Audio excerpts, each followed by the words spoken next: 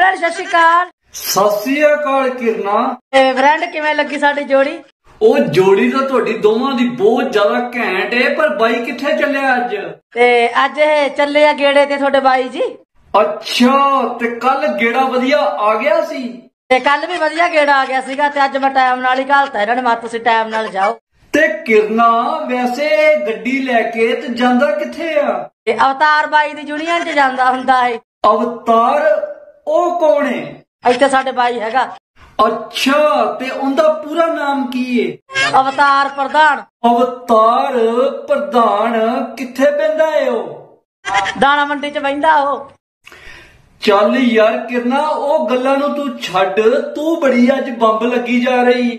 ਨਵਾਂ ਸੂਟ ਪਾਇਆ ਅੱਜ ਮੈਂ। ਤੂੰ ਆਪ ਤਾਂ ਰੋਜ਼ ਵੰਸਵਨੇ ਸੂਟ ਲੈਂਦੀ ਰਹਿਨੀ ਏ, ਉਹ ਵਿਚਾਰੇ ਗਰੀਬ ਨੂੰ ਵੀ ਕਦੇ ਕਦੇ ਕੁਛ ਲੈ ਜਾਇਆ ਕਰ। ਜਦੋਂ ਵੀ ਤੇਰੇ ਨਾਲ ਵੀਡੀਓ ਬਣਾਉਂਦਾ ਕੱਸੀ ਹੋਈ ਨਿੱਕਰ ਪਾਈ ਹੁੰਦੀ ਏ।